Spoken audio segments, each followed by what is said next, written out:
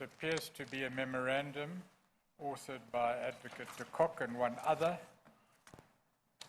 concerning a letter forwarded to Advocate Mwebi concerning the issue of summonses in the BOSASA investigation and concerning the legality or otherwise of those summonses.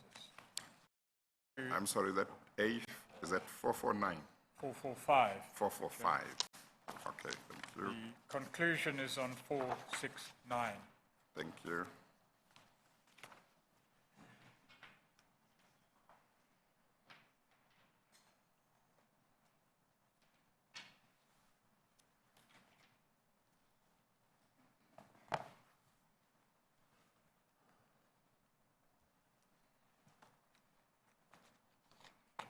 Do you have any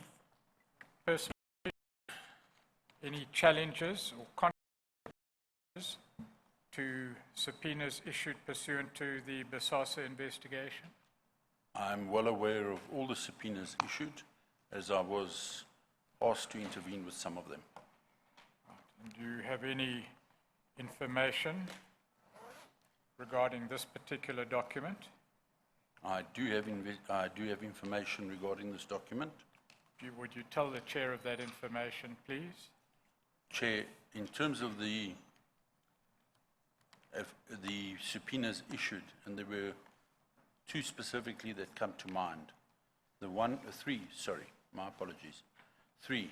The first subpoena that comes to mind is the subpoena to Brian Blake from Blake's Travel to provide information to the SIU and to provide records and data keeping.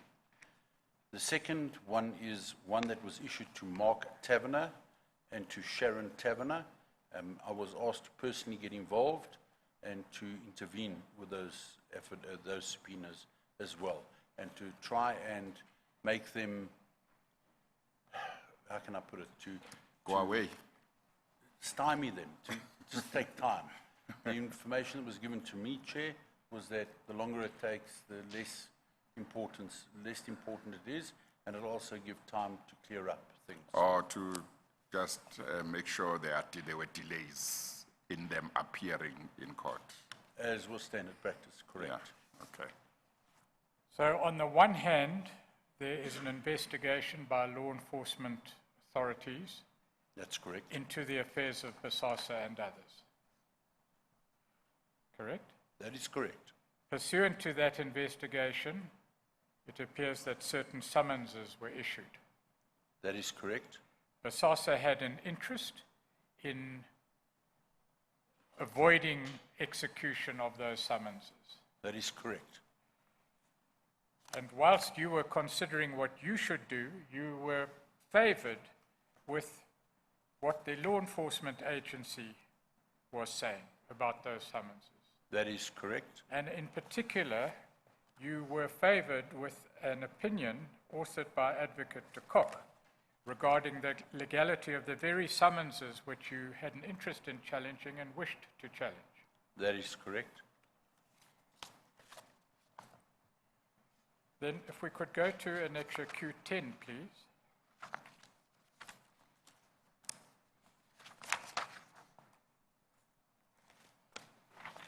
On the letterhead of the Specialized Commercial Crime Unit is a memorandum from the Specialized... Q10 is at 139, 47, or 471? 471, Chair. 471. Sorry, I should have said that. Okay. 471. It's from the Specialized Commercial Crime Unit, apparently Advocates Mokgatle, de Kock, and Janse van Rensburg, to Advocate Mwebi, Special Director of Public Prosecutions, Head of the Specialized Commercial Crime Unit. And the subject line again is in re-representation, Eversheds, subpoenas issued in terms of Section 205 of the Criminal Procedure Act, issued to Sydney Mark Taverner and Sharon Hope Taverner. Again, it seems that this concerned the issue of the subpoenas about which you've just spoken, in relation to Sydney Mark Taverner and Sharon Hope Taverner. Do you see that? That is correct. And it's a report to Advocate Mkhwebi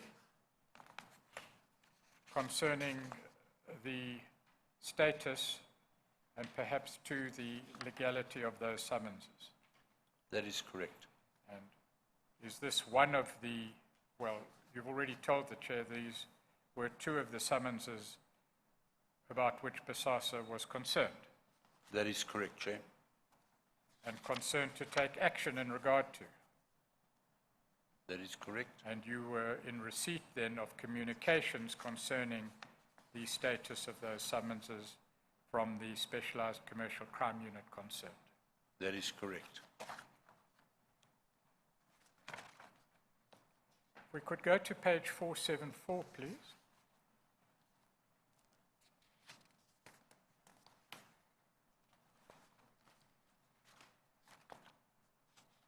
I'm sorry, what page do you say we should go to?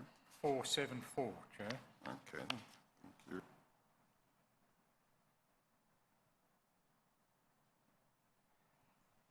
This is an email apparently sent on 22 November 2012.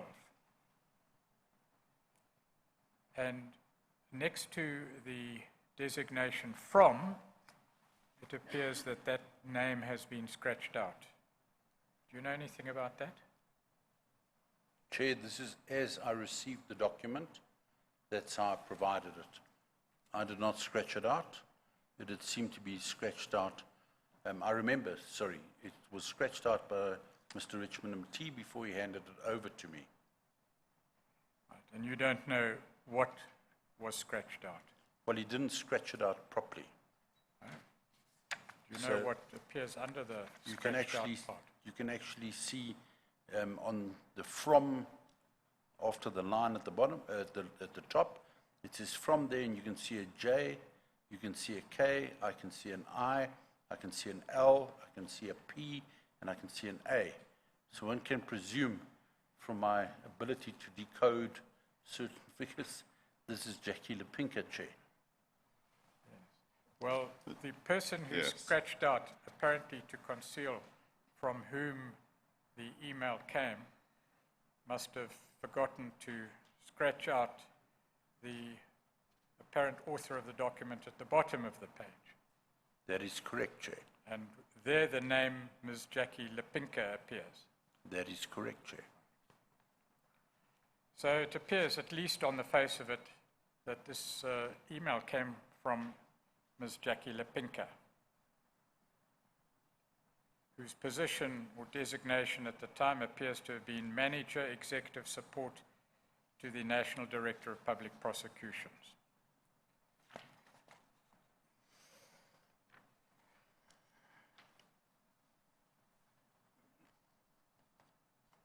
It appears, and we needn't go into too much detail, but from the email train preceding that email at page 142 and 143, that the person designated as ANDPP was seeking a status report on various cases. Do you see that? I'm well aware of that. Including the BOSASA case. That is correct. Those cases are listed in the email dated 22 November 2012, 10:05 a.m. on page 475. That is correct. Let's go back to page 474, if we may. If ANDPP, Chair, stands for the Acting National Director of Public Prosecutions, I am informed that at that time, that person was Ms. Jiba. Okay. That is correct, Chair. If I can, for clarity And purposes. we have been told that by Mr. Agrizzi that Ms. Jackie Lepinka worked with or in the office of Ms. Jiba. That is correct, Chair. Thank you. But you wanted to say something? I wanted to add clarity in terms of the names that were mentioned. I recall receiving this document personally in the presence of Mr. Watson at the house of Mr. Mti, and I was told categorically that they cannot just isolate and close down the BOSASA case. It would raise too many concerns. So they would have to do it as part of 5 other cases. Another case that was mentioned to me was the Coca-Cola case that was closed down. I'm not aware of it, but that was mentioned during these discussions as well. And based on this document, we believe that the case would be closed down. So this document you say you received at a time when you and Mr. Watson were in Mr. Mti's house, is that right? That is correct. You received it from Mr. Mti. That is correct. Okay, and what you have added in terms of what you were told, namely that the NPA could not just shut down the BOSASA case, it had to shut down other cases as well. That's what Mr. Mti told you at the time. With specific reference to Coca-Cola, there was an issue there. That is correct. Thank you. It appears on the face of it, Mr. Agrizzi, that this email was sent by Ms. Jackie Lepinka to Silas Ramaiti and Lawrence S. Nwebe, That is correct. and copied to certain other parties. Correct. The subject line reads, SCCU, Specialized Commercial Crimes Unit, status on the following cases, importance high. And I'm That going is- to put it on record, parts of it on record if I may. Good afternoon, trailing emails refer. Reports submitted to the ANDPP, that's the Acting National Director of Public Prosecutions, presumably, were not in line with what she requested. The ANDPP is requesting progress reports for the below-mentioned cases. 5 cases are mentioned, including BOSASA. Correct? That is correct. The said report should outline the following: current status, available evidence, where the said case is currently, and if not on the court roll, by when it will be enrolled. The next paragraph reads, detailed feedbacks, reports on these case, and I read as is, should be submitted to this office on or before the 28th November 2012. Upon receipt of the said reports, a meeting will be scheduled between the ANDPP and the prosecutors responsible for the prosecution of the said cases to come and brief the ANDPP accordingly. In terms of the BOSASA case, please be advised that this matter needs to be finalized ASAP, as the matter has been investigated for many years, and from the submitted reports, it is clear, says Ms. Lepinka, it is clear that there is no evidence and or prospect of a successful prosecution. This has been confirmed by both Lieutenant General Dramat and Advocate M. de Kock, the lead prosecutor. It continues in the next paragraph to read, the ANDPP has indicated further that no resource will be allocated to any case for longer duration. You are therefore requested to ensure that prosecutors focus on cases where there is sufficient evidence, as this is fruitless and wasteful expenditure. Those are the comments in relation to the BOSASA case, principally, and others as well, under the hand, it appears, of Ms. Jackie Lepinka. That is correct. Do you know anything about this communication and its content other than what you've just told the chair? That I've explained everything that I'm aware of.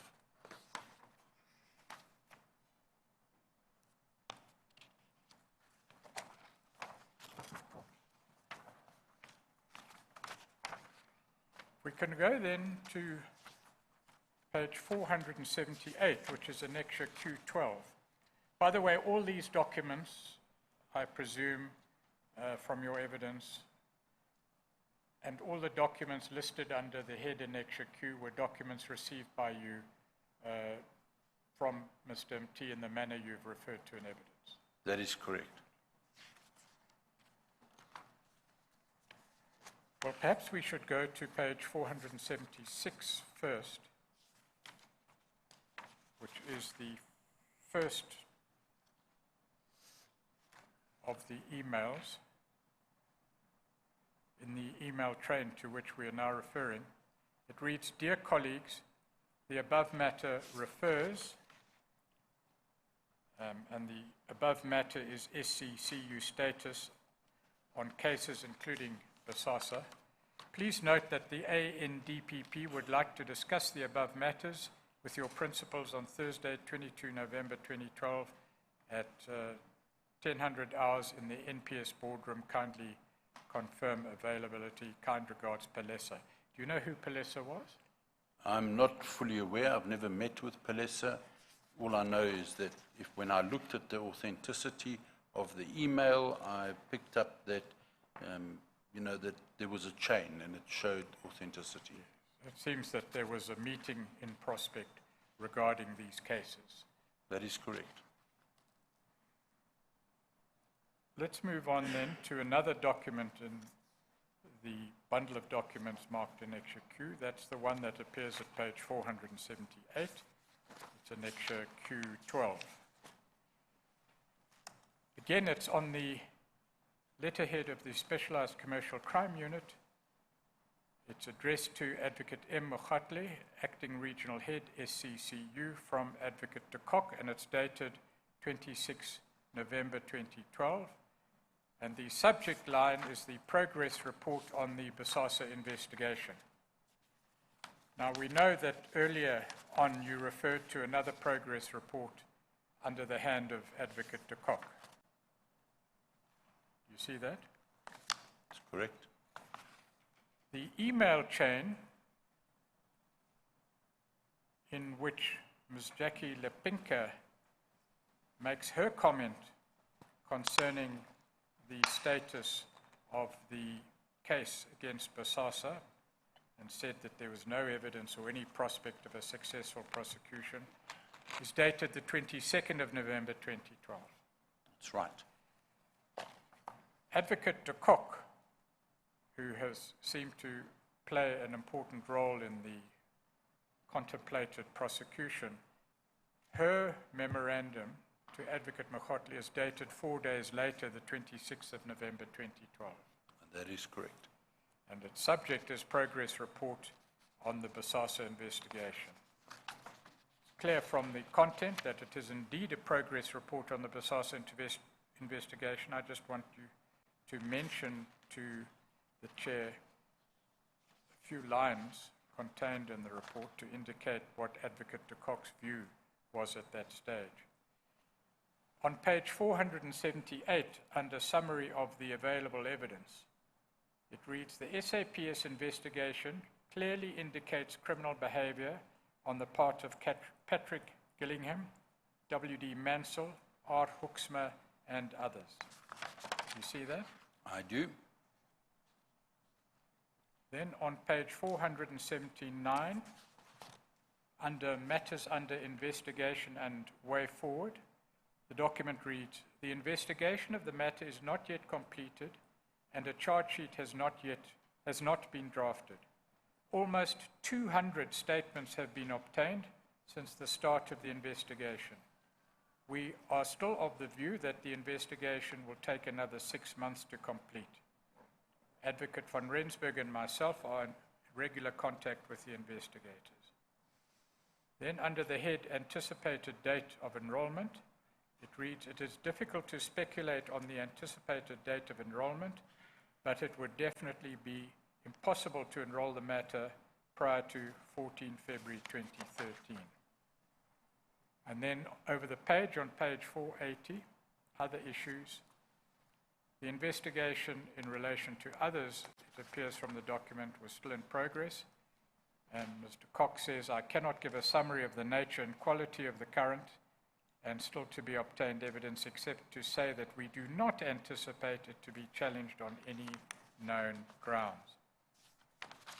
So at that stage, did you receive information on the on or after the 26th of November 2012 that the investigation and contemplated prosecution was still on the table, as it were. That's correct.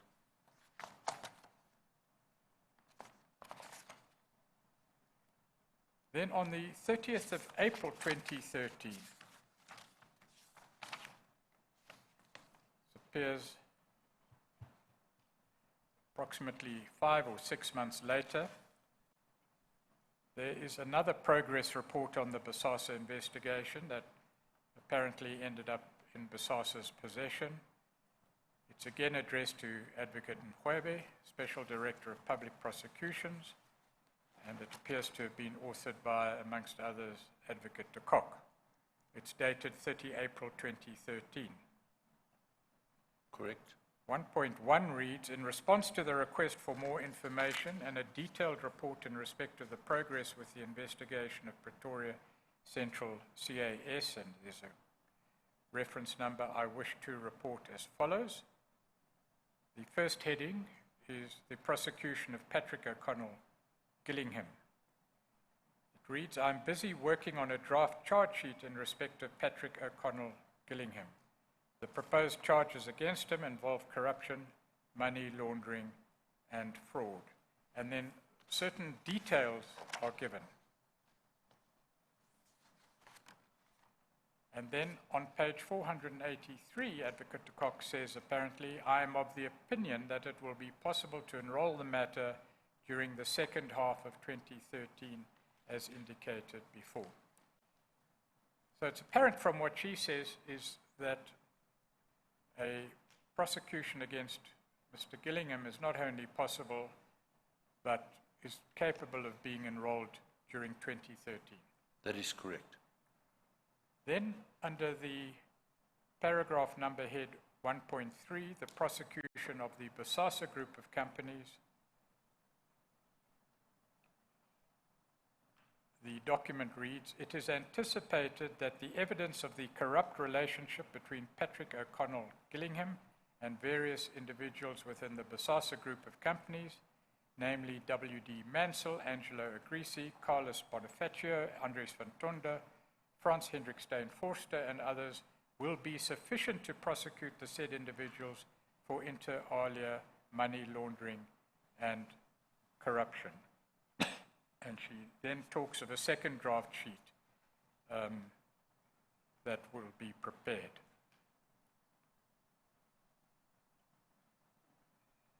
And then in paragraph 1.4, under the head, the prosecution of Linda Morris T, she says on page 484, it is difficult to speculate, but should the police investigation point to a corrupt relationship and the criminal involvement of MT in the 4 tenders mentioned in the Gillingham charge sheet, he will also be prosecuted. And then in paragraph 1.5, the document talks of enrollment dates. So it appears whatever else Advocate de Kock might have said earlier, in earlier reports, the position as at 30 April 2013 is that at least one prosecution and possibly others could occur during 2013 or shortly thereafter.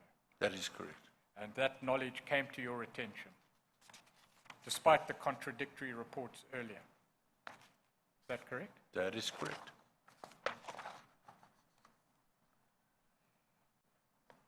Do you know whether a charge sheet was ever served on Mr. Gillingham? No charge sheet. Nothing has been done with Mr. Gillingham. Well, that's interesting because you were also given, and this is Annexure Q14 at page 486 and following,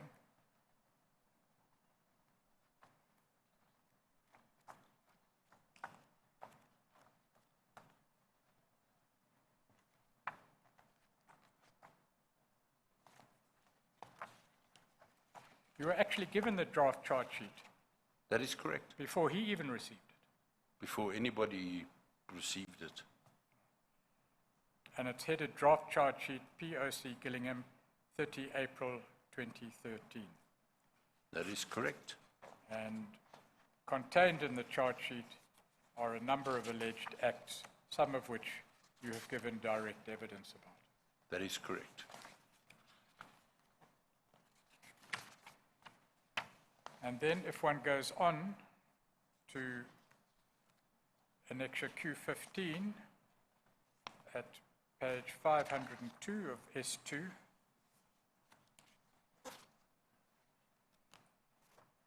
you will see what appears to be a draft memorandum. It's headed Proposed Memorandum. Under the further head, Proposed Racketeering Memorandum, Confidential Document, 8 August 2013. Do you recognize this document? I do.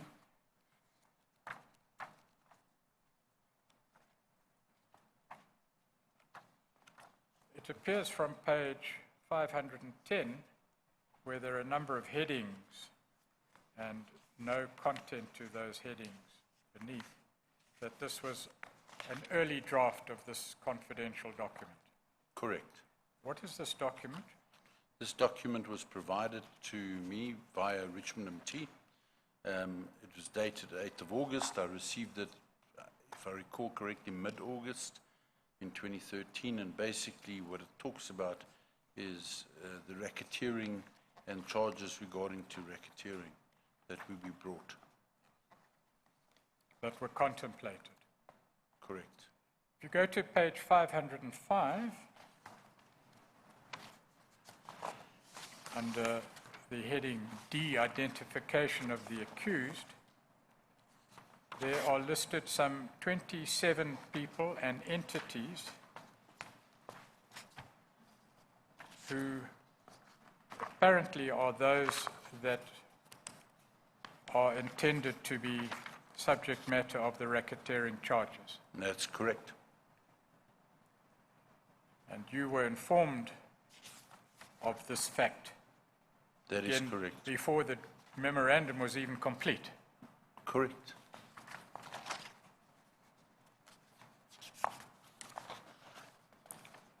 And on page 511,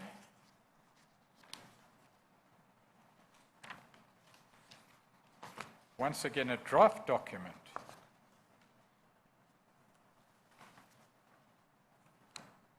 It appears under the head Proposed Racketeering Memorandum, Confidential Document 8 August 2013. It may well have been, but we're not sure, an annexure to the prior document that you referred to.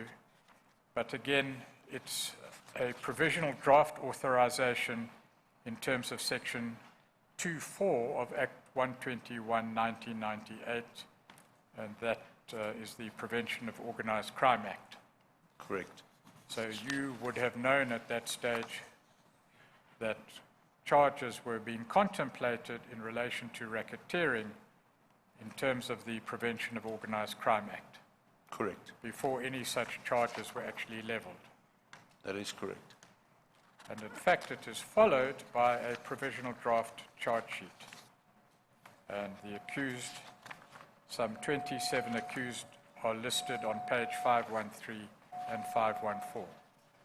That's correct. So, Mr. Pretorius, it looks like the top part of page 511 is the ending of the previous document, and the next document starts after Mr. de Kock's name. That is the document Provisional Draft Authorization. I got the impression when you started on page 511 that you thought that heading, Proposed Racketeering Memorandum, was for the new document, but I think that comes from the previous pages in regard to the previous document. Perhaps I didn't make it clear, but Yes. the heading is the same. Yeah, the heading is the same, or for a number of documents. Up to page 512, and then on page 513, the heading changes. Oh, okay, okay. And there it's the provisional draft charge sheet, racketeering as per the instruction of ANDPP, confidential, subject to amendments, investigation still in progress. Okay, thank you. And there follows a draft charge sheet, which goes right through to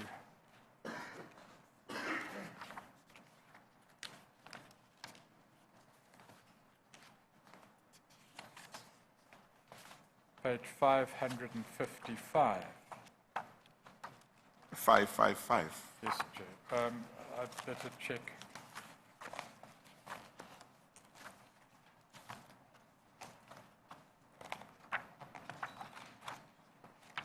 Well, no, I'm wrong, Chair. Goes through to page 527.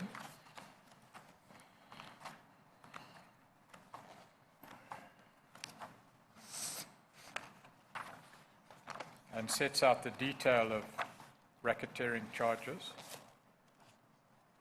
Yeah. Then on page 528, a new document begins, but it seems part of the set of documents. Yeah, okay. It's headed Provisional List of Racketeering Activities, POC Gillingham and LMT.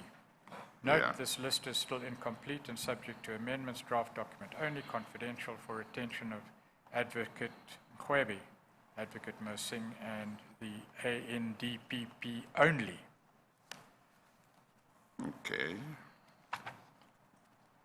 So it seems that this document was intended only for the attention of Advocate Mkhwebi, Advocate Mosing, and the ANDPP. Correct? That's correct. Also came into your possession with the other document. Correct.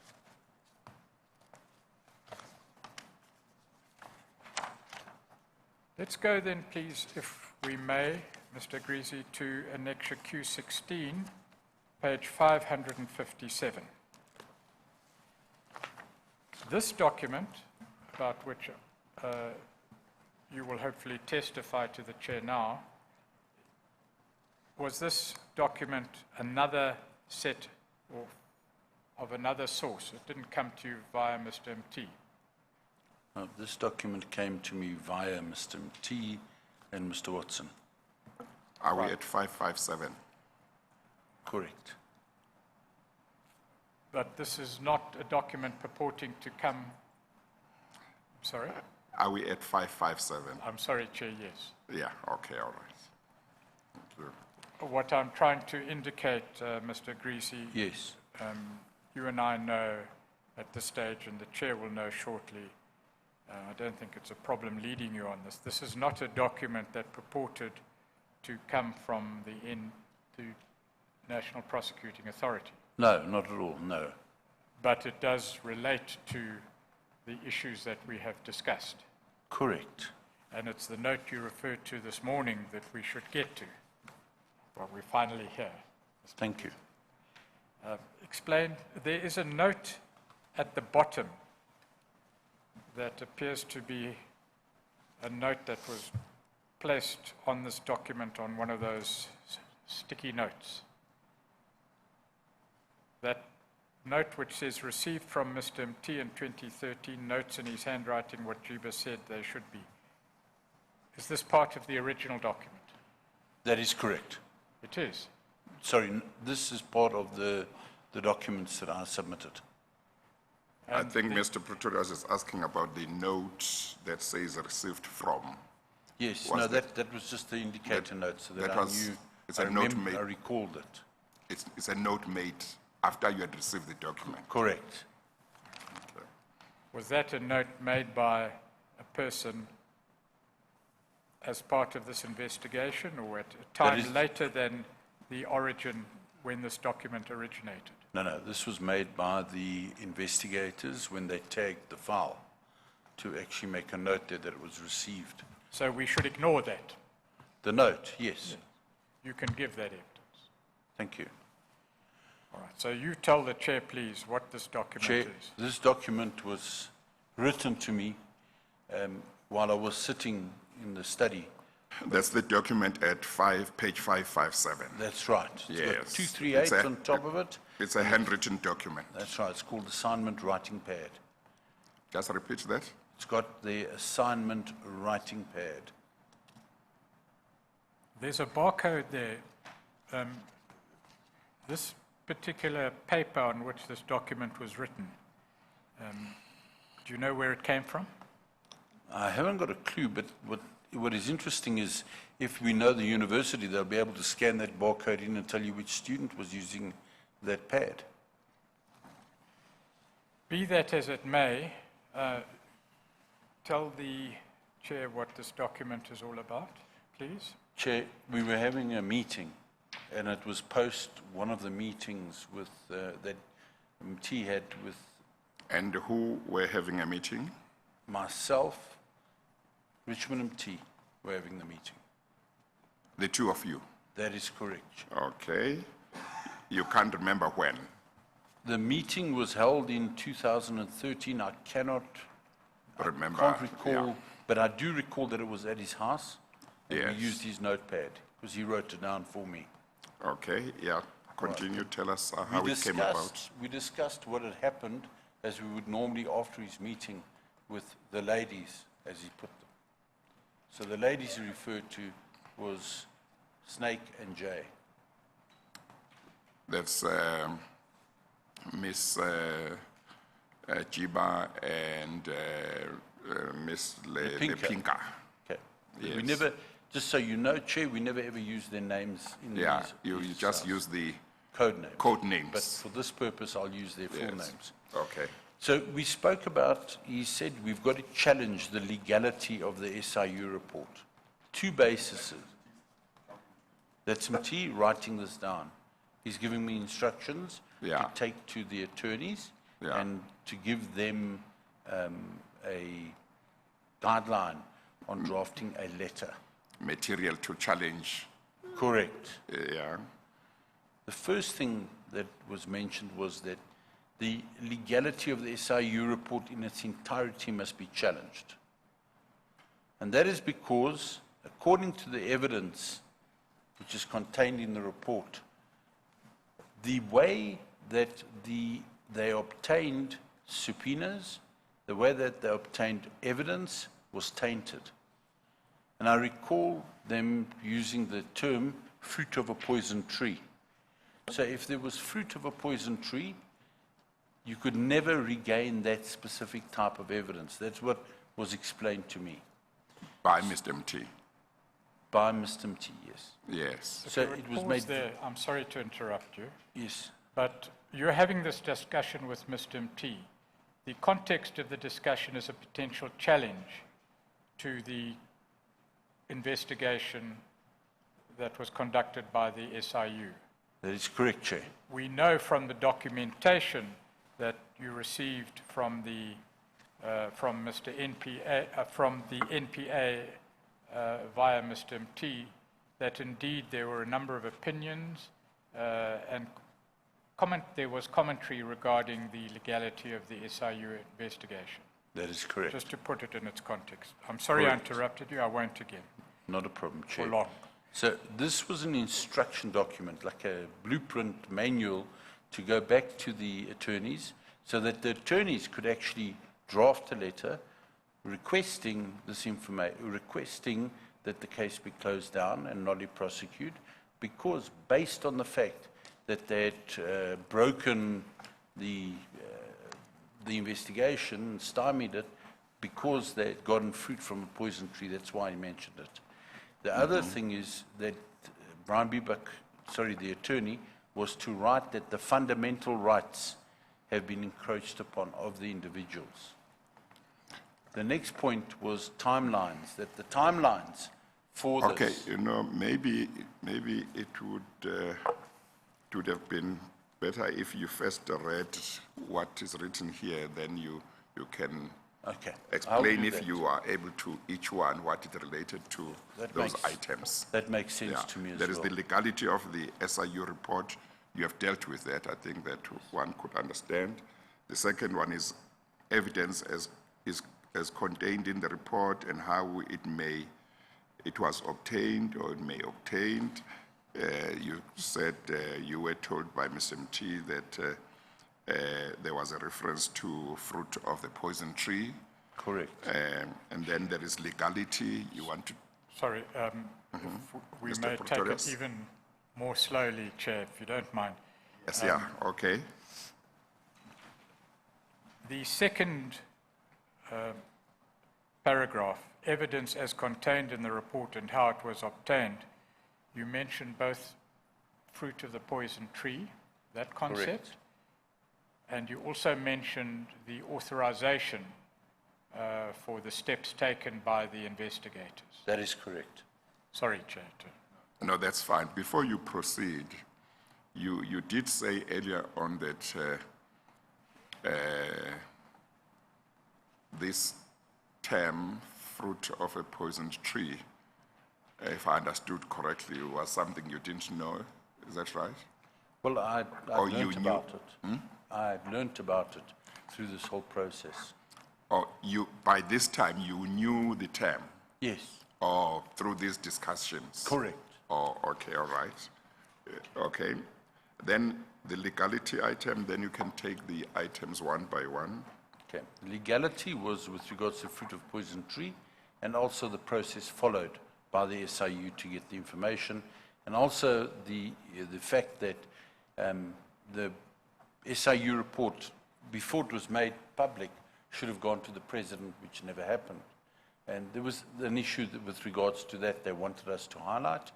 But Yeah. the most important one was the fundamental rights had been encroached upon Yes. of the company and the individuals in the company. That was a big argument that the attorneys had to use. Yeah. Then it was the timelines and the period of time that had lapsed from the initial investigation right to the prosecution.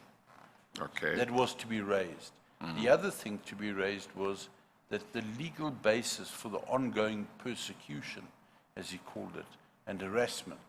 So they were going to play that angle as well to say basically, you know, games are being played and this thing's been delayed and it's put a lot of pressure on people. Then the relief sought. So in other words, what the intention there was to say, all right, fine, we're going to put it onto the NPA that they've messed up. Now, how are we going to resolve this issue going forward? So that was the argument that was put forward. And then the approach and the unethical conduct of the process was to be used as an argument as well in terms of pushing for the relief Okay. that was sought. And whose handwriting is this on this page? Chair, all this handwriting is Richmond M.T. Richard M.T. Correct. Did he write in your presence, or when you arrived, he had already written the notes? No, he wrote it in my presence. Yes. The reason being, Chair, I did not have my book and my pen with me. Yes. Otherwise, I would have written it down. But he was Okay. sitting in his office at his desk, and he decided to write it down. Yeah. Okay. Is this the actual original document? Or did you have, it can't be, but did you have the original document in your The possession? original document is in a box with all the other original documents with the investigators. So the original document that we're dealing with here, this is obviously a color copy, is in possession of the investigators. That is correct. This Do you- these pieces of advice, do you know where they originated? Well, this was post his meeting. He told me he was coming back from post his meeting with these ladies, Nkoba Jiba and Jackie Lepinka. So he said he came with these suggestions from a meeting he had had, that is Mr. M.T., with Ms. Jiba and Ms. Lepinka. Is that what he told you? That is correct. Okay. As a matter of fact, Chair, for clarity purposes, I was at one of the operations and he phoned me and said I must come and see him because he doesn't like talking over the phone. That is Mr. M.T. That's correct. Yeah. And at that stage, I think Watson was in Port Elizabeth. He couldn't make it up here. So I went quickly to see him and to find out this because he wanted a letter drafted urgently.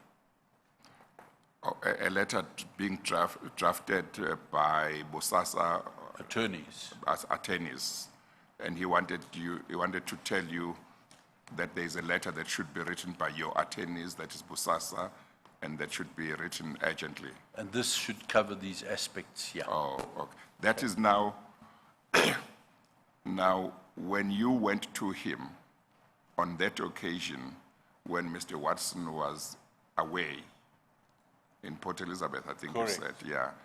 Is this the occasion, or you are now telling us about another No, occasion? there's another occasion. Oh, it's another There must occasion. be about 30, 40 occasions that I went there. Okay. No, thank you. Of course, Mr. Agrizzi, we shouldn't lose sight of the perhaps obvious fact that when BOSASA contemplated steps to quash the investigation and contemplated prosecution, it was acting not only in its own interests, but also in the interests of Mr. Mti And Gillingham, yes. and Gillingham. That is correct. Did you know whether Mr. Mti was legally qualified? No, I've got his CV, but I'll check. Okay. No, No, he's very well educated, but yes. Okay, no, that's fine.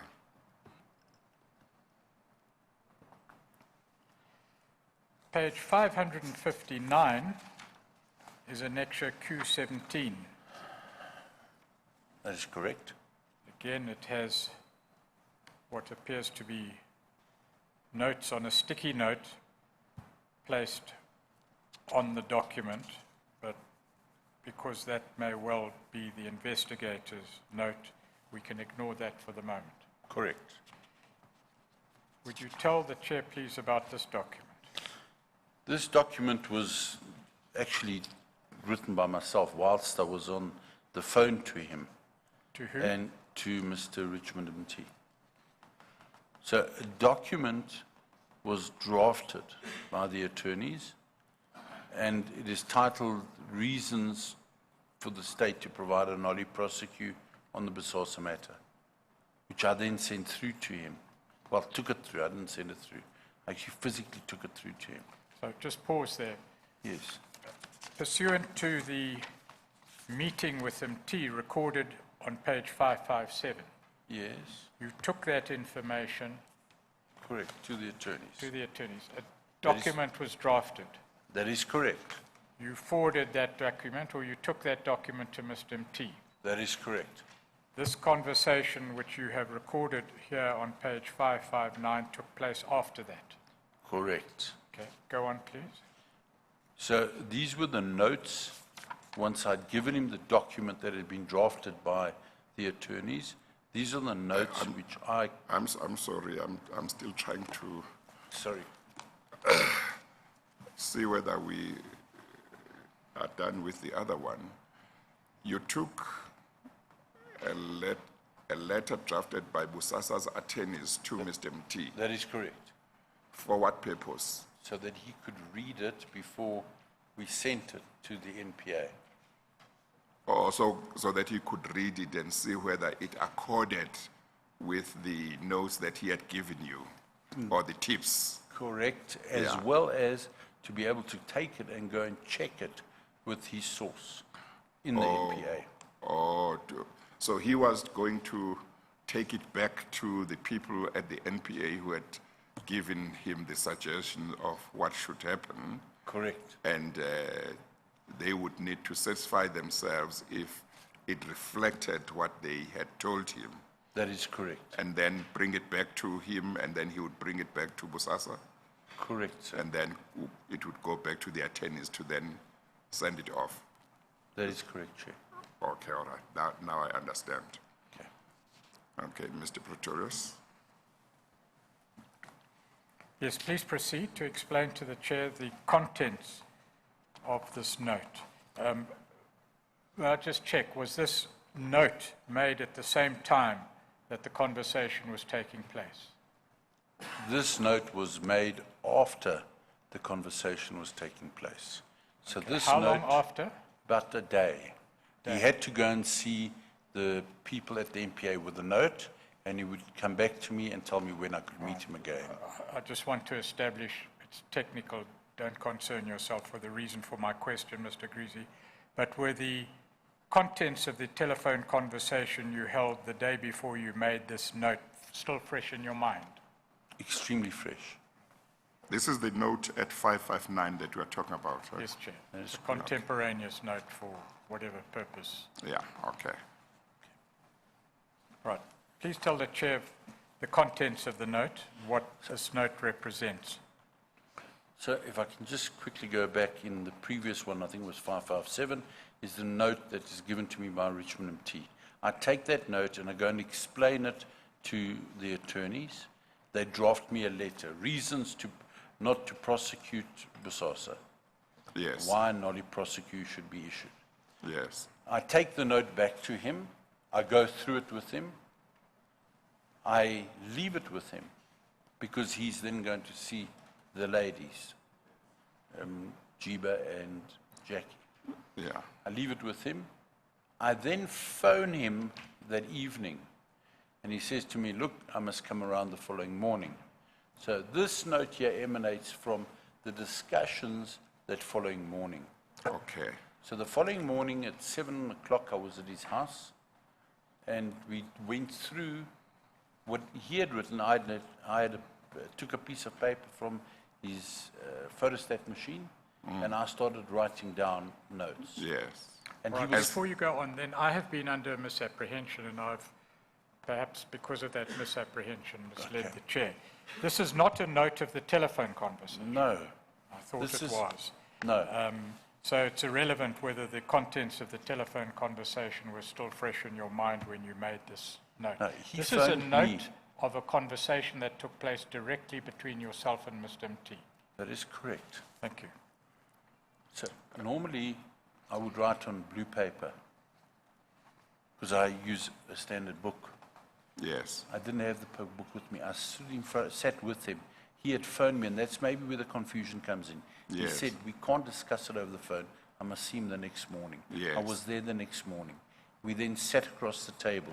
He issued me with a piece of paper so I could write things down. I then wrote down everything because he was not, and apparently they were not happy with the letter that was drafted. Oh, So he had comments on the letter, which he didn't give me.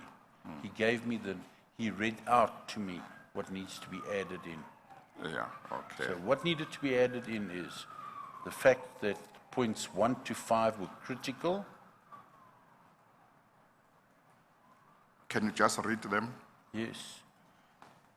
We had to draft a representation to the NPA, but specifically to Jiba. What is that SNS, or it looks like SNS to draft? I can't recall what SNS was. I think it was one of the advocates we were using, perhaps. Oh, okay. I can't remember who it was. Okay, okay. You had, yeah, basically BOSASA was to draft the representations to the NPA, that is to Jiba. Must be addressed to Jiba, we were told. Yes. The second one is we need to challenge the SIU report legalities. And the SIU report, yeah, okay. Okay. The third point was, because we now had to change this whole letter, Yeah. how do we deal with the allegations made by the sources? And what is the source of the allegation?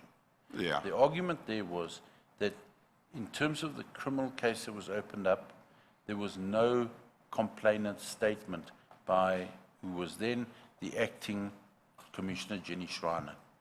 yeah, All right. The fourth thing was there something to do with the Public Service Commission. I can't recall now. The Auditor General, and a problem because the SIU went to Parliament. Billy Hofmeyer went to Parliament and didn't follow the process of first reporting it to the President, as it is in the SIU Code of Conduct or something. The fifth thing was we had to make a big song and dance about the impact on families, lost business, and that it was a political issue. Then we had the smaller points there, which are not the main points, or what we needed to talk around in the letter, to allude to it, that there's been a persecution by the media, that there's been lost business opportunities, that there was not fairness because of the length of the process, that we had lost out on international opportunities, and that factually there was issues with regards to allegations, and then also we had to talk about the quality of service, the savings we had generated, as well as if there was anything illegal, why is it that the contracts would be re-awarded to BOSASA time and time again. They wanted me to make mention of the Watson family and the history, and then why is government fighting the fight of losing bidders, and that was regarding Royal Sechaba and Prela. Thank you. Okay.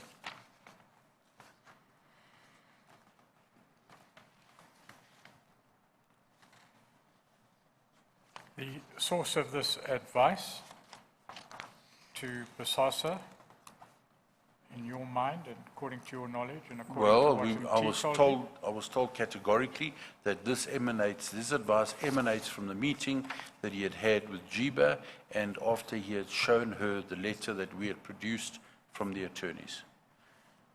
Jiba and anyone else? At that stage, you told me it was Jiba.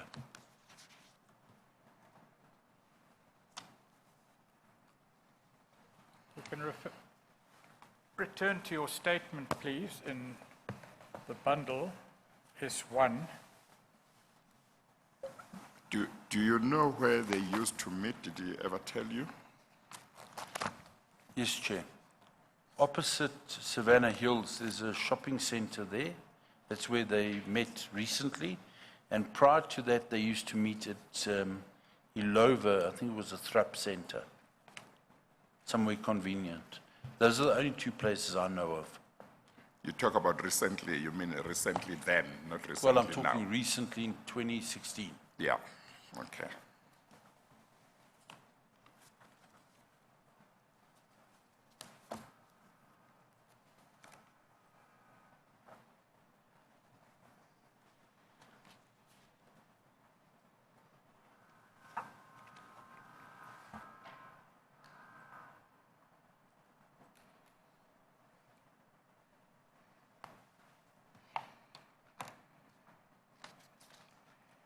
At the time these discussions were being held, what was the status of the payments to which you referred earlier in your evidence to Ms. Jiba, Lipinka and others? The status would be that they would still be paid. So the payments, monthly payments continued? Most definitely. What happened on the 8th of May 2015? Sorry, where? Sorry. Paragraph 35.9. Thank you. We're going paragraph by paragraph. Well, on the 8th of May, I think it was when Ms. Jiba was suspended, or they were compromised in the media. There was a big story about it. And Gavin insisted that we go and see Richmond Mt at his house that morning. And it was quite an early morning, so we drove through there, and at the meeting, Gavin Watson emphasized that both MT and Jiba were compromised and that BOSASA was at risk. He made a proposal on how it should be handled, and he was going to go and see the president soon, so he did a role play. He sat down MT and he said to him, let me explain to you now what I'm going to do, and then I'll tell you how to handle it going forward.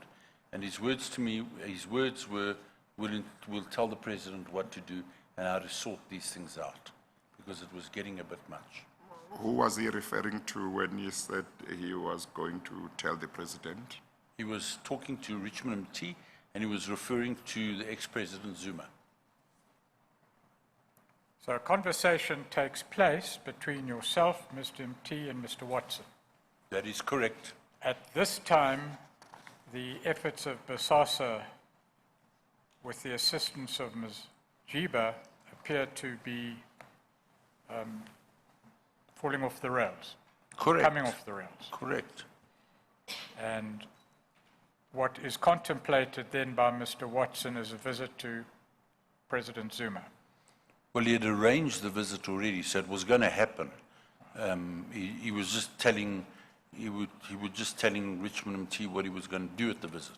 And during the conversation, from what I understand, Mr. Watson conducted a role play. He showed both you and Mr. MT what he was going to say and how he would approach the president. That's correct. If I might just add, he had that type of relationship with the president, where he could tell the president what to do. It was frequent. Oh. Was this conversation, I'm sorry. I'm sorry.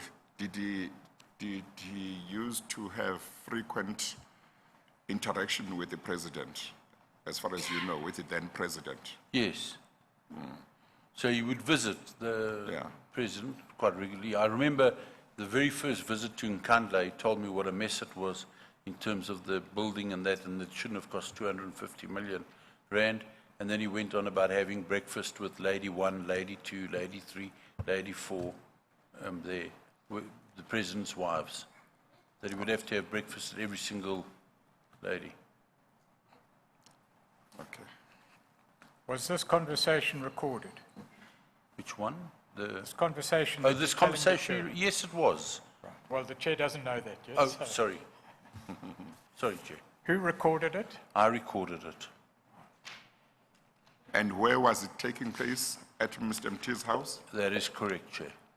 Okay, and the people present were yourself, Mr. Watson, and Mr. MT? That is correct. Okay. Was the occasion one of those regular meetings that you said, I don't know if you said monthly meetings that you... No, this was an extra special meeting because he had heard via someone else that there was a problem and that they were going to prosecute. Oh, okay. Did you keep a copy of the recording? Or did Yes. you keep the recording? Yes, I did, and I handed it over to the investigators. Chair, the recording is Exhibit 3. The transcript of the recording is at page 562 of Bundle S2. Exhibit S3 is the recording, okay. And the transcript is, At page 562 okay. of Bundle S2. Yes, the transcriber's certificate appears at page 561.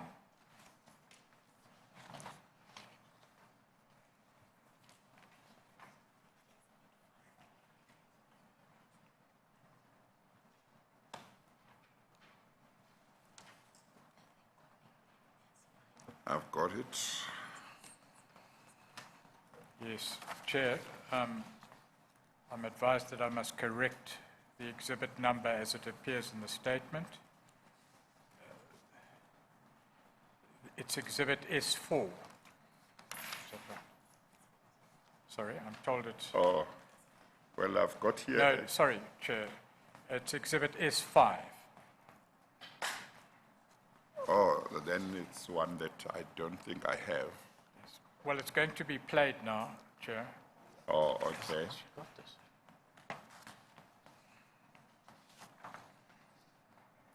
Anyway, that's just a numbering matter we can clear up. But Okay. for the record, the recording referred to in paragraph 35.9 on page 77 of Bundle S1 is Exhibit S5. The transcript of the recording is Annexure R, which appears at page 561 and following. I've got the transcript. Thank you. May we play the recording? Yeah.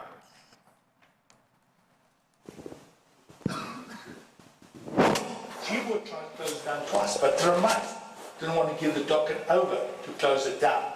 Then Jiva... I'm sorry, I omitted to place on record so that we can follow the transcript more accurately. Person 1, who is that? Yes. Sorry, that's Gavin Watson. Right. Person 1 is Gavin Watson. Do you know who person 2 is? Richmond MT And person 3? is myself. Thank you. Sorry to interrupt you. Thank you. Took off the cock of this case, okay? But then the cock came back on, smuggled back onto this case, okay? And the person that's controlling the whole process is Breitenbach. And I want to implicate Billy, because Breitenbach and Billy still talk as well, Mr. President. It's a fact, okay? I want to say that, okay? The Billy's sitting on the fence, Mr. President. I know he's done things for you, but he's sitting on the fence. Wherever he goes, I can talk to him like this, okay? I want a whole document. I said to Angelo, they want to sit down, I want to make, but our facts have got to be right. I've got people at Clemenza working on their side, so I can get that right. And I'll say, this is Breitenbach's thing. All she wants to do is discredit us in the paper, so that when this thing comes up, okay, our agreements with the banks that come up, okay, overdraft facilities and that come up, they throw this thing in the press. Always calling it up in the press. Or they want something to stick so that they discredit us in the press. Now, Mr. President, we need to get this thing closed down. We need the right people in the right place. Clemenza's the right guy at that place, he's doing what he can. Now we need to get the right person at NPA. Either we get Chauke in, or Jiba, or the woman down in Natal. Okay? One of them got to, because well, look what's happened to Jiba. Jiba is buggered up in the press. He told me that. He said Jiba's his person. Okay? Told me that, because I asked the question, but how we get on with Jiba. I didn't say that you're working on it, so we get on. Okay? Now, Jiba's been buggered up, and Huebu's also been buggered up. Okay? In the press. So how do we protect them, Mr. President, by putting the right person in there? I don't know who is advising, Mr. President, but you need to make the right decisions now. You haven't got much time to go.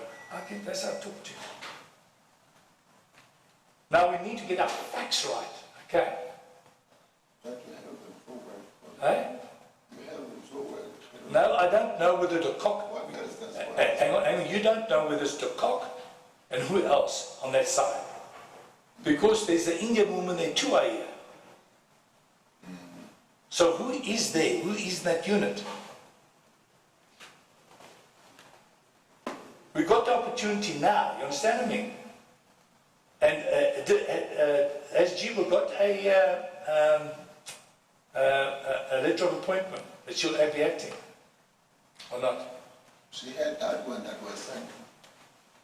Being asked whether she would be available when this fellow is being suspended. But you see, I'm going to say, when this thing happens, Mr. President, suspend him and make him put our person in. Eh? She had accepted, she got it when late last year, this news, when the president first spoke about the problem. I don't know, but the legal advice. Have you explained to him what you've caucused and arranged to move, how to move those investigators and that, Kevin? I just said now, they've been moved. Okay. They've been moved. Schmidt. Schmidt's actually been, what they did, Rich, they called in the whole case. The man's are called in the whole case. He didn't make his only Busasa. He called everything. You understand what I mean? Okay? All the cases, he called them in. He's investigating them. But Busasa was one of them. They don't want to make it out as a Busasa thing. Then he's suspending Schmidt. Okay? Because Schmidt is on contract. He's not even part of his unit. Also retread. The same thing is what happened to G1 for that police worked. Same thing with us. I said to them, I can a guy. But you say he's on contract by SABC or by SABC?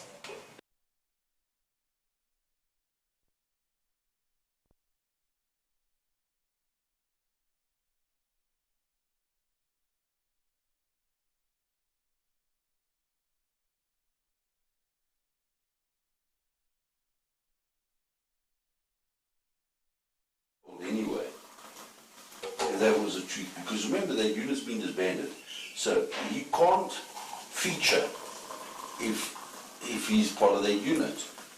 You see, if he was part of that unit, this is why it doesn't make sense to me. They disbanded, so he's got no portfolio. He's been, well, I'm just telling you, this is what they think, but hang on. It could be.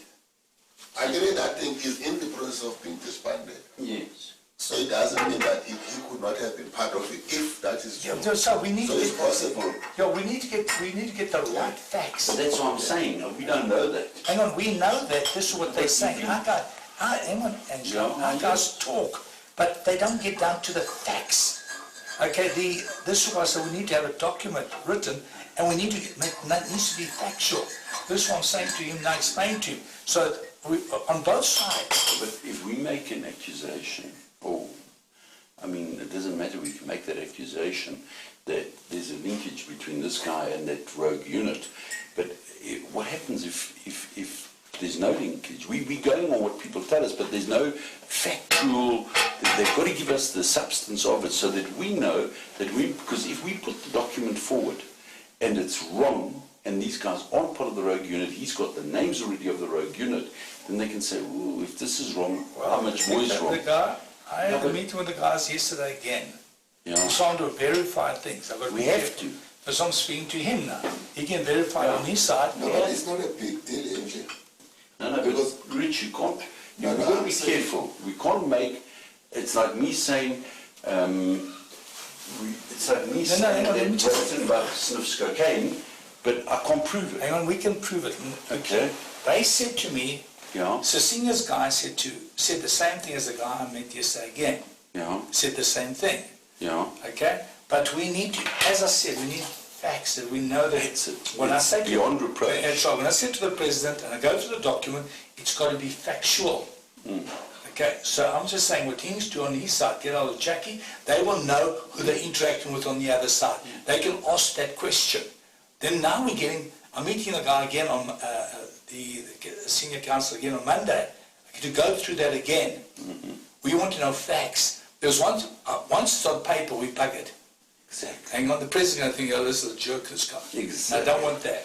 I mean, you remember when I did the linkage between Willie Hofmeyer and, you know that linkage Yeah. there?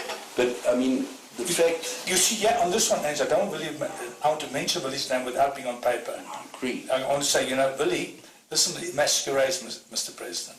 Yeah. Whatever suits you. My name's done things for you, Mr. President, but he does work with Braitmark. I know for a fact.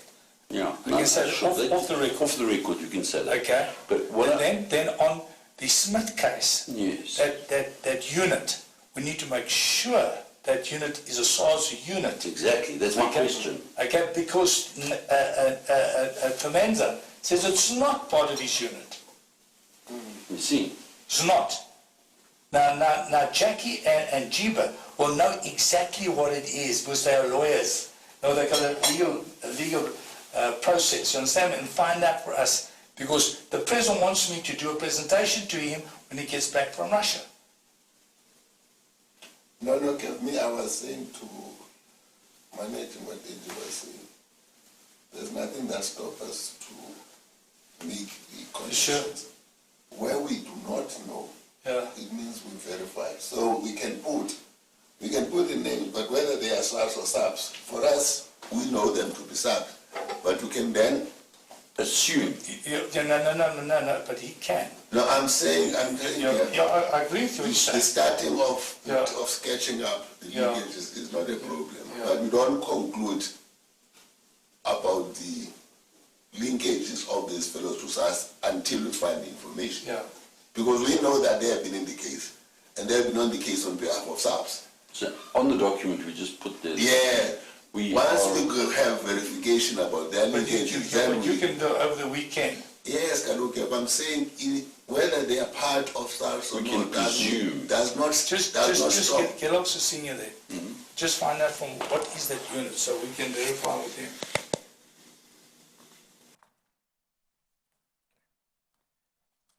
Before we go on, Chair, it's apparent that there are a number of errors on the transcript, particularly in relation to some of the words and as to who's speaking. So we need to get a corrected transcript. Yeah, but also I must just say, and maybe it's just me, I couldn't hear most of what was being said. Well, I heard a little more, I think, than what was transcribed. I think when I heard a voice that seems to have been Mr. Agrizzi's voice, maybe it wasn't. There seems to have been that I could hear the words more clearer. There was a voice that I could hear clearer compared to others. But the other two, I couldn't hear most of the time. Probably, maybe if one were to listen to it, not in a big hall like this, maybe one could hear. Yeah. Well, that's why we've asked a transcriber to prepare the transcript, but unfortunately the transcript is not, Yes, yeah, I saw the transcript. There are lots of... not accurate in all respects. Yeah. So we will correct that. Yes, okay. But in the meanwhile, if I may, because I'm not sure all of it is relevant to this matter, but let me ask. Well, maybe the witness can give us the gist of what was being said insofar as it is relevant to... Let me ask the witness, if I may. There are two topics that appear to be the subject matter of the discussion on this recording. Correct. The one is the contemplated prosecution of BOSASA That and is the correct. involvement of various parties in that. That is correct, Chair. And you say in that respect, Mr. Watson was intending to make representations to President Zuma and was in a way rehearsing or role-playing what he would say. And that is correct, and such representations were made. All right, we'll get there. The second topic here appears to be the South African Revenue Services and the so-called rogue unit. That's correct. What relevance, does that have any relevance to this inquiry? In terms of this inquiry, I don't think we need to go there. So all that is relevant for present purposes is the transcript up to page 563. Is that correct? That is correct. Because when they start talking about Smith, that's another matter. Correct. Was one of the voices yours? Very seldom. Yeah, okay. But very distinct, is that right? Very distinct. Yeah, thank you. What was being said here? Let's take it step by step. Person one is Mr. Watson. That is correct. He says Jiba would try and close down twice, but Ramat didn't want to give the docket over to close it down. That is correct. What is the reference there? What is being said? Well, Jiba basically wanted to get the docket, and Anwar Ramat wouldn't release the docket because she wanted to close it up. That's what was told to us. And then the next sentence? Well, sorry, I just want to double check. Are we on page 562? Yes. Okay. The next sentence is then he talks and he says, well, then Jiba took the cock off the case. Now, you must remember that he would have got his information from another source as well. So somebody else has informed him on exactly where the process is at. Other than MT this time? Correct. Other than MT and other than Jiba. Yes. So he's got other information which he's got. Says then Jiba he explained that Jiba tried to take the cough off. Now that de Kock, is that the same person that we've That's the spoken same de about Kock. earlier? That's why I said earlier that we need to be very wary. I know Because it's late in the day. Sorry, we Yeah. must not speak Not a together. problem. But then de Kock came back on. So he's referring to the 2012 matter where de Kock goes off the case and she comes back on. Smuggled back onto this case, he says. So he's had this conspiracy theory that Glynis Breitenbach wanted de Kock on the case because she could control de Kock and de Kock could basically prosecute successfully BOSASA. Before you go on, you've referred to documents which indicate that de Kock was indeed told to stay off the case, and that it's apparent she was later involved in the case. That is correct. Right. Carry on, please. So he says now, the transcript's wrong here. It says now, I don't want to implicate Willie because Breitenbach and Willie still talk well, Mr. President. So what he was saying was that Willie Hofmeyer and Breitenbach still have a relationship, but he doesn't want to implicate Willie Hofmeyer in this whole thing. It's a fact, okay? I want to say that. Okay. Oh, now you have just mentioned that he says now it says they implicate, but you say that's wrong. He said they don't want to implicate Willie because Breitenbach and Willie still talk as well, Mr. President. Now, this reference to Mr. President in the transcript here, he says that as if he's speaking to the President because he was role-playing. That's correct. He was acting like he was talking to the President already. As a matter of fact, I think this was 2 or 3 days before the meeting. Okay, all right. Right? And it was before the visit to BOSASA, I think, by the President. Okay. But, Chair, what he then says is, where it says now they implicate, that actually is, I don't want to implicate Willie, because Breitenbach and Willie still talk. Oh, so that they is actually, I don't want to implicate. It's not they. That's correct. Thank you. It's a fact. Okay, so he then carries on and he says, you know, I know that Willie is sitting on the fence, and I know that he's done things for you, Mr. President, and he's specifically saying that to everybody, myself and Richmond MT there. He says, wherever he goes, I can talk to you about this. So the role play that took place was to say, Mr. President, you've got a problem. You haven't got much time left. You need to sort this problem out. You need to get Jiba on board, or you need to get Clemenza on board, or you need to get some lady from KZN on board. Okay. Before you go on, the word Tramanza there, is that a correct transcript of the word actually used? You mentioned Clemenza now. In Clemenza. Not Tramanza. No, I don't know what Tramanza is. No, it's in the recording, you hear the words in Clemenza. So I've got people at in Clemenza. So we should correct where the transcript says Tramanza, we should change that to Ntlemeza. Well, Chair, to be frank with you, I think what we should do is get a transcript done, a retranscript done, because But for the moment, I'm not registered as a transcriber. no. Oh, in terms of your own recollection of what was Yes. said at the meeting, what is the name you In remember? Clemenza. Okay, all right. And he refers to that because he does have people, all over, including there.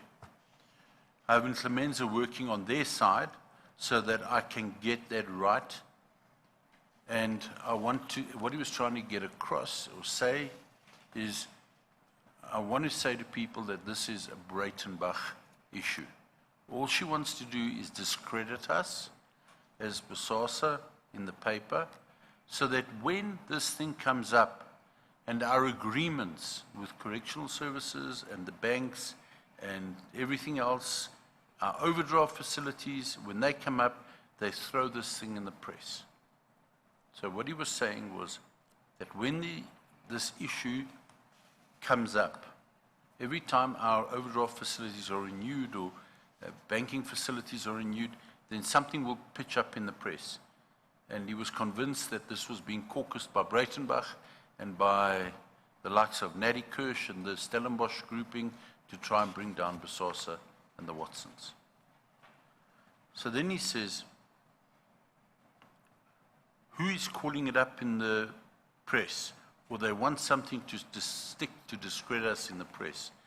So then he goes back into the role play and he says, now, Mr. President, We need to get this thing closed down. He then turns around and he says, now, we need the right people in the right place. And he says, Clemenza is the right guy at that place doing what he can. Now, we need to get the right person at the National Prosecuting Authority. Okay. One of them, I don't know where this comes in. He says here, either we get Chauke or Jiba or the woman down in Natal. Okay? Sorry, just before you go on, you say for present purposes and subject to a proper check, Yes. we can delete Shahu King and replace that with Chauki. That's right.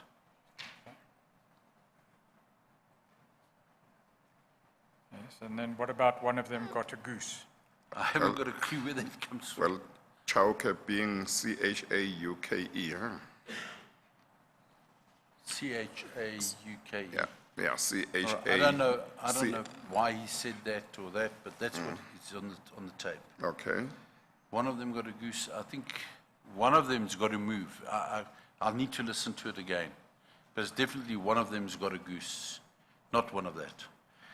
Well, look at what's happened to Jiba. Jiba is buggered up in the press. He told me that. He's now referring to Zuma. Zuma told him Jiba's buggered up in the press. He said Jiba is his person, president's person. Okay, tell me, must I ask? Then he goes into, he says, yes, but it doesn't help him going there and saying that you've got to put this person in place. The president's going to ask him, who must I put in place? And then he's going to be stuck because he doesn't know what to say. That's what's on the what comes out. He says, now, I didn't say that your work will get on. I'll have to listen to it again. He says, okay, now Jiba's been buggered up. He repeats it. Mrebi, supposed to be Mrebi's been buggered up. Pause there, please, so we can delete Kwebo there and replace that by Mkhwebe. Mkhwebe. That's correct. So how are you going to protect them, Mr. President? By putting the right person in there. I don't know who's advising you, Mr. President, but you need to make the right decisions now. You haven't got much time left. That's how he talks to the president. That's what he actually says. And he does. What did this, you don't have much time left, what was that about? Well, You said this was 2013? I think it was 2015, Chair. We just need to check. I think it was Okay. 2015. Okay. Yeah, he said to me, you haven't got much time left, meaning that he hasn't got much time in politics left or as president.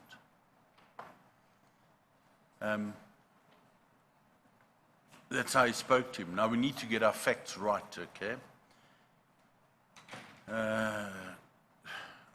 Sorry, Chair, I would have to read through it again, and I would have to listen to it again. Oh, okay. So I don't think... Mr. You don't think you think might I've be got too much helpful, time yeah. left. Okay. Well, you've done fairly satisfactorily I up just to don't now. want to be misquoted. Yes. You know? But Yeah. if you would just take a minute to read page 3, because we're only going to go up to 2/3 the way down page 3 of the transcript, that's page 563. Just take a minute to read it and see if there's anything useful Well, you need to tell the chair. then. I'm not sure he seems to be, you seem to be uncomfortable dealing I with would it. rather, Yeah. I would rather, Chair, if you played it, stopped Yes, it, and I could yes. tell you what was said. Yes. Because otherwise, I might just misconstrue Yeah, what's maybe being said. let's allow him to do that. Do you want to listen to the first part of the exchange again? If I say stop, then I'll explain what happens. If the chair... Yeah. Will you just signal to our Yes, I will. technician? Yeah. Yes, I will. Stop. Okay, all right. So if you want to play it again. Let's start at the beginning again. Jiba would try to close it down twice, but Ramat didn't want to give the docket over to close it down. Then Jiba took off the cock of this case, okay? But then the cock came back on, smuggled back onto this case, okay? And the person that's controlling the whole process is... What he's saying there is that Jiba is trying to close down the case, but Dramat is holding on to the docket. So Dramat is not handing over the docket, and because of that, Jiba can't issue a nolli prosecute.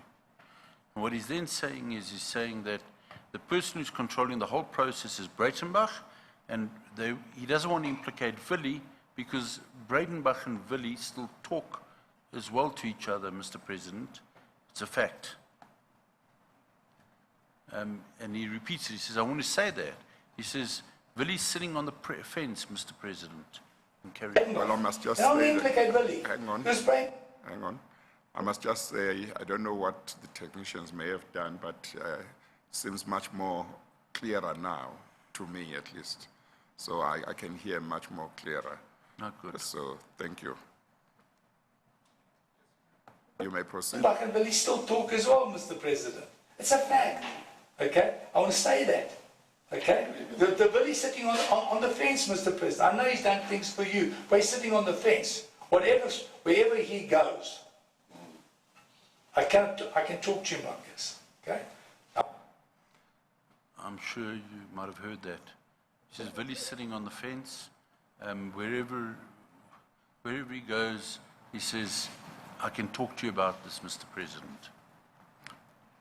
Yes, I can hear you. Everybody at the back can hear the witness? Okay, all right. Thank you. You may proceed. I want the whole document. I said to Angelo, I don't want to sit down. I want to make, but our facts have got to be right. I've got people at Clemenza working on their side, so I can get that right. And on... I think there you hear it clearly. He says, I want to get the facts. I've got people working at Clemenza, and I just want to get the facts.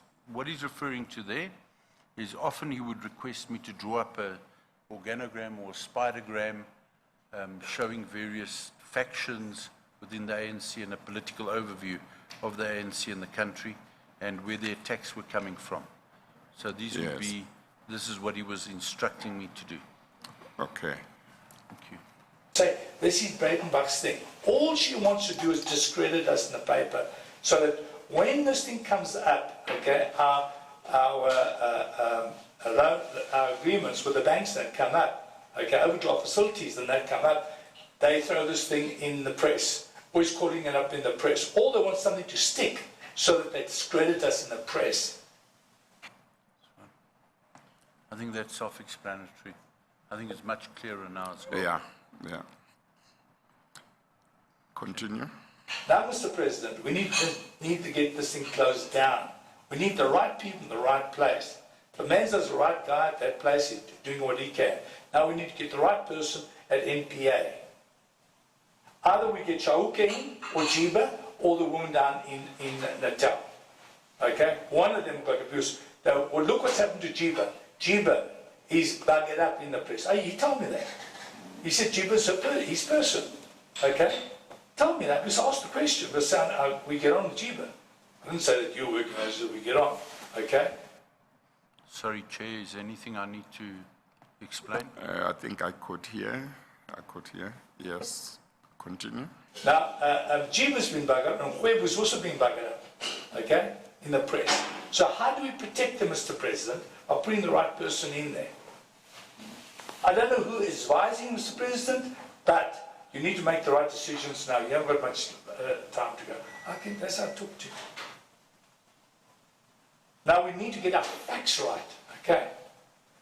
But we have them so well. Eh? We have them so well. No, I don't know whether the cock... What does that Hang on, you don't know whether it's the cock and who else on that side. Because there's the Indian woman there too, I hear. So who is there? Who is in that unit? We got the opportunity now, you understand what I mean? And has Jiba got a letter of appointment that she'll be acting? Or not? She had that one that was sent. being asked whether she would be available in this matter. Just hold it there. So, Mr. Agrizzi, the person asking the question whether Ms. Jiba has got a letter of appointment that she'll be acting or not, is that Mr. Watson asking? That is correct, Chair. But he is pretending that he's asking the president in this conversation that he was going to have with the president. Chair, at that stage he was asking Richmond MT if MT knew if Jiba got a letter of appointment. Oh, okay. Okay, thank you. You may proceed. Is being suspended. But you see, I want to say, when this thing happens, Mr. President, So suspend she- him and make them put our person in. accepted it. Eh? She had accepted, she got it when, late last year, or beginning of this year, when the president first spoke about it. Because of, I don't know, but the legal advice to the president. Have you explained to him what you've caucused and arranged to move, how to move those investigators and that, Gavin? I just said now, they've been moved. Okay.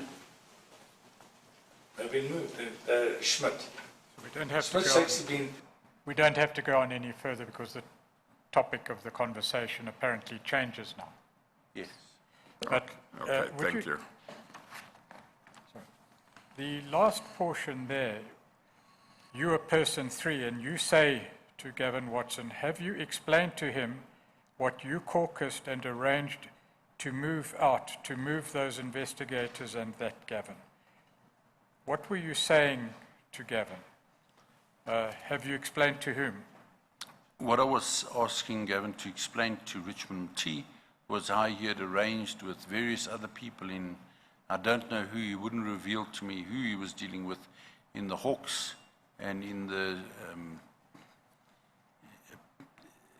in legislature, in wherever he was dealing with people. He had arranged to move people around in government. All right. Because from the context, it appeared, at least to us here, that you might be saying to Gavin Watson, have you explained to the president in your role play what you caucused and arranged to move those investigators out in that, Gavin? No, I was asking him to explain to Richmond MT what he had done by moving people around. Hang on, I want to hear more about that. You were asking Mr. Watson to explain to Mr. MT what he had done. Who was the he? Mr. Watson. Moving people around. Correct. Okay. Is that the BOSASA people? No, Chair. Those are people in the Hawks and in senior government positions. Yeah, but he was not in government. How could he move them around? Say he had the power to move, to get them moved. Chair, Well, I want you to explain exactly what is in your mind. Chair, I don't want I to. said the other morning here I don't want that to. even the poor Pope could get corrupt. I don't want to. I want you to tell me exactly what you heard, what you knew Well- about this moving of people. Well, he had people moved around government. I mean, when Vernie Peterson was moved by Sibeko, Senior Siapela arranged that. Yes, remember that you haven't told me about that. I'm hearing about that for the first Yes, time. but there are many instances where people were moved around. But I don't know them. So you have got to tell me. You talk about him moving people around. Correct. So All I was told, Chair, is that he had moved people around. He had made sure that Smith and the investigators that were on the case were taken off the case. How he did that, who he spoke to, I don't know. okay, but that's the can't- report. That's what he told you. Chair, I'm here telling you the truth. Yeah. I've exposed everything that I know. I've exposed myself Yeah. to South Africa. I'm not about to tell you a lie. Yeah. I can't tell you who he used to move people around. Yes. But I do know that he's influential and he had people moved around. And that's what he was telling MT at that stage. Yes, yes. Well- Obviously, those would be people that he thought were not cooperating or were problematic for BOSASA. That's correct. Okay, all right. Well, let's just pause there a minute, because I'm not sure that what you're saying now is consistent with what is said on the transcript, Mr. Agrizzi. Two-thirds the way down page 563, against the words person 3, that's yourself. Correct. It reads, have you explained to him what you caucused and arranged to move those investigators and that Gavin? So you're talking to Gavin. Yes. So the you is Gavin. Have you, yes. So have you explained to him, who's the him? Him is Richmond T. All right. So this sentence then reads, as explained by you, have you explained to T what you caucused and arranged to move out those investigators and that Gavin? So the you is surely Gavin. Correct. So you're asking Gavin, what did you caucus and arrange? Is that not clear from that? I'm asking Gavin, have you explained to MT what you have caucused? So the person doing the caucusing in this sentence is Mr. Watson, not Mr. MT. That is correct.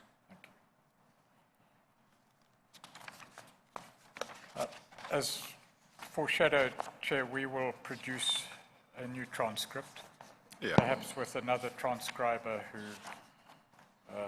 dare I say, can hear better. Yeah.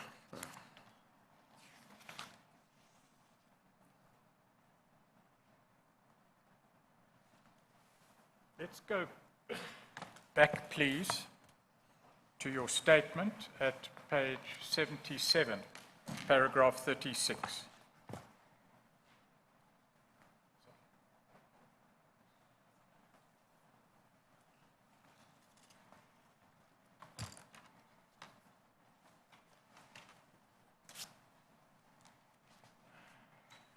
I'm not sure we have to go into the generation of cash. Once more, you've given quite thorough evidence on that, but if there's anything in paragraph 36.1 that we haven't dealt with, we should put it on record now. Would you just briefly take an opportunity to read 36.1? Chair, there's one issue I'd like to just mention in 36.1. I believe Jumbo Liquor has changed their name to Captain Liquor. I actually was informed yesterday evening by somebody who sent me a photograph, and apparently that specific one has now become a Captain Liquor.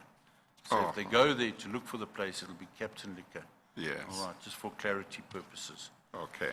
Okay. In terms of, I think we've covered the various mechanisms. You're right, Advocate Pretorius, to go through it again. But the only thing Mr. Pretorius, my recollection was that, or I may be confusing different pages, that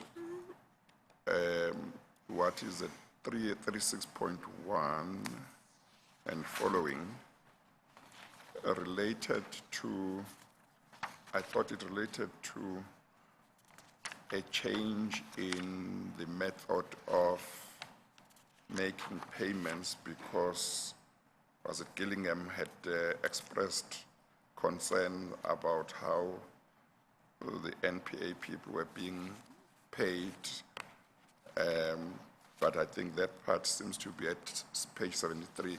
I may be misunderstanding. You might have a better recollection and whether it's necessary, whether we have covered this or not. Well, Chair, that question may come, but the method of generating cash and the involvement of service providers in order to generate cash Is has not different. generally been dealt with. And Yeah. I can ask, subject to one question first that I do want to ask, Yeah. whether this scheme or these schemes existed both before 2009 and Yeah, after. that's That fine. would clear that up in time. That's fine, yeah. 3614, you mentioned Kwetlo, KGWETLO events. I'm not Correct. sure you've mentioned that concern before.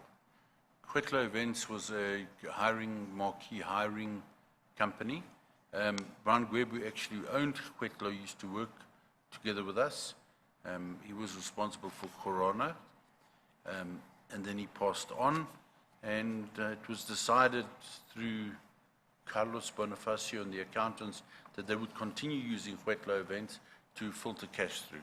Right, but that's a new concern. Correct. The scheme that you refer to here, or the schemes that you refer to here for the generation of cash, are in the same terms as you gave evidence concerning previously. Correct. Did this, or did these arrangements exist both before and after 2009? They did. Then in paragraph 36.2, you talk of Mr. Andries van Tonder. Please tell the chair of what you talk in paragraph 36.2. Well, at this stage, I had started working very closely with Andries van Tonder, who was the CFO of the group. And he indicated to me, because at first I knew there was cash, I didn't know how they were getting it out. But he indicated to me that this had been the practice for quite some time. And he also indicated to me that the cash was generated in a various, that's how I got to know about it. He explained to me that the cash had been generated through various other sources of income. And he gave me the lowdown on it. Yes, and again you talk in the same terms of arrangements about which you've already testified.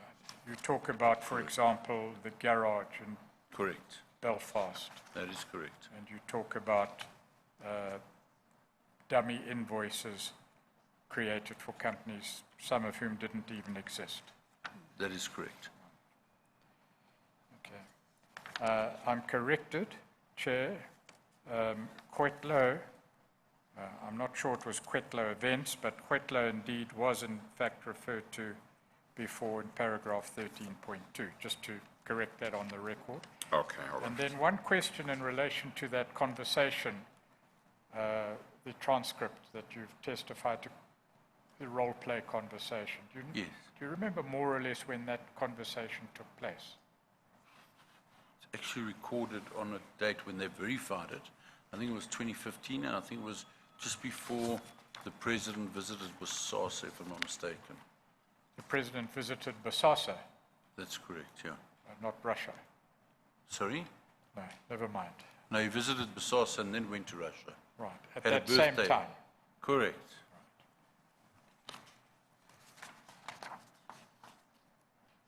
Sorry.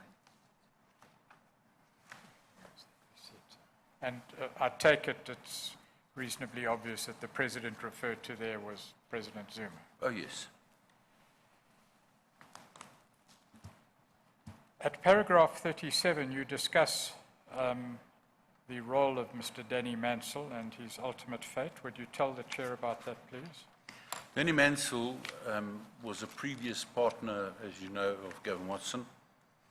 And in 2012, Danny was the link man between between Gillingham, to a degree MT, and Gavin. So he was the guy who would write up the specifications, send them to me, go and market, and he was the one who first really got involved with the whole correctional services thing. So during 2012, I think it was, a report was given back to Parliament on the BOSASA investigation by Willie Hofmeyer. I'm not exactly sure of the date, Chair, but I remember we watched this movie playing out together with Willie Hofmeyer giving the report on rugby tickets, and it was a big story. And, you know, the next morning, Danny Mansell, I think, appeared at my office. He was extremely nervous, and I would normally get to the office at about 4:30, 4:45 in the mornings, and he arrived at 5 o'clock, which was a shock to me because normally people only came at about 6:30 to attend the prayer meetings. So he insisted that I call Mr. Watson. He insisted. Eventually I had to phone Mr. Watson, and but the interesting thing was that he felt that Watson had left all the blame onto him. And I asked him why. I said, but why? Why are you worried? They said he wants to get out of the country, and he wanted to leave like immediately. So eventually Gavin arrived that morning, and he instructed me and I think Andries van Tonda to put everything in place to... So you called Mr. Watson Yes, I called in him. accordance with Mr. Mansell's request? Yeah, I called him. He insisted I called him. And Watson didn't want to really deal with him, but he had to come to the office, so he had to deal with him. And he basically told me, listen, you just sort out everything, you and Andries. Fund the process, get him overseas, make him disappear. Not in the sense that disappear, you Yeah, know? but- Not the Italian Don sense, but Yeah. just get out of our way. So basically, we had to do everything for Danny Mansell to move him out the country. And then Danny confided in me personally about the nature of Gavin. I don't think it's necessary to go in there, but they'd been working for quite some time together. Many years ago, they'd been both involved with the Small Business Development Corporation, and there was issues there as well. So the following was agreed with Gavin Watson. Obviously, with every single thing we did, we agreed with him. We made sure we had an agreement in place. We spoke about it. There wasn't only 2 people. There were 3, 4 people that knew about it. So the instruction was to relocate Danny to the USA. BOSASA would pay 7,000 US dollars per month as to Danny Mansell for as long as he was alive and stayed in the USA. So, and didn't divulge any details of BOSASA. And that was the rule, that if you get 7,000 US dollars a month, but you do not talk about BOSASA, and you do not come back into this country, and you just stay away. So he would invoice us on a monthly basis, and I don't know if advocates, I don't want to take over, but there's a copy of an invoice and letters and that. He would invoice on a monthly basis. He will tell you if he wants you to stop or not go where you are going. In the meantime, just tell what happened. Okay. So we would get invoices. I would have to sign it off. And I would also have to sign off his residency application in America as well. You have supplied the Commission with documents supporting these payments. Correct. If you go to page 569, I can refer you to Annex... That's in Exhibit 2, S2. Well, it's in... S2, page 569. Yeah, it's just after the transcript, Annexure S. Well, you tell us that the document is there. I'm not sure that this evidence is too controversial, so perhaps we can just accept that the document is there. Okay. We need to check it. All right. So I would then make sure that he got his green card and all the information that he required. I'm sorry, just complete the picture. Page 569, what do we find there? On page 569, you'll find an email from Danny Mansell Yeah. to myself with an invoice for 7,000 US dollars. Yes. And it says at the bottom, consulting for CCTV and system integration. Yeah. And that is a fictitious invoice. Well, yes, because he didn't do any work. He said- Yes.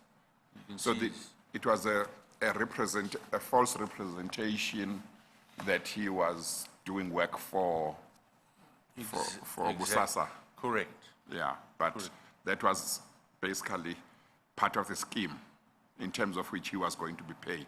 Correct, and that was his agreement that he had with Gavin Watson. Yeah. Our responsibility was to effect the $7,000 payment. Okay. Of course, if the real purpose of the payment was to buy silence, Correct. and the apparent purpose was an expense in the books of safe as fences, any purported deduction for tax purposes would be improper. That's correct. But continue, please. Okay.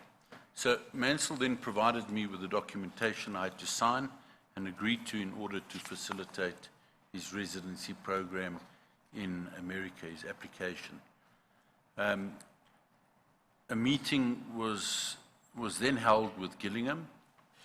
Gavin Watson was there, myself, and I was tasked to take over the role that Mansell had played with Gillingham. And that's in 2012. Excuse me? 2012. Correct. This is when Mansell left. Perhaps before we move on to the task that Mr. Agrizzi was given and its implementation, Is 2 it the minutes time? too, and I could stretch the application for adjournment out for another 2 minutes. Okay, no. But now you remember we are not sitting tomorrow. Yes, Chair. Yeah, and the witness is aware. The witness is aware and he's agreed to postpone Yeah. arrangements to return on Monday, and I'm hoping, perhaps beyond hope, Chair, that we can finish on Monday, or at least on Yeah. Tuesday. Well, on the pace we have been going, and I'm not criticizing you because I think his evidence is very important, and it's important that it be dealt with properly. But just legitimately on the pace we have been going, I thought we might take another 2 days at least, but you might have a better picture. Well, perhaps you're correct, Chair.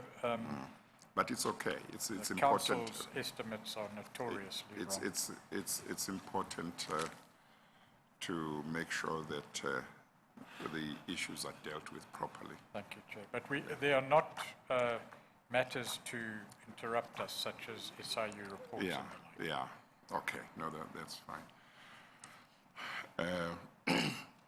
I understand, Mr. Agrizzi, you know about the fact that we are not sitting tomorrow and that you will be back on Monday. I'm well aware of that, Chair. Okay, thank you very much. We are not going to have a hearing tomorrow because I'm not available. One of my duties as Deputy Chief Justice is to sit in a committee called the Judicial Conduct Committee. That committee is sitting tomorrow. It considers complaints against judges. So I'm sitting in that committee tomorrow. That's why we are not sitting. But we will resume on Monday at 10 o'clock. We adjourn until then.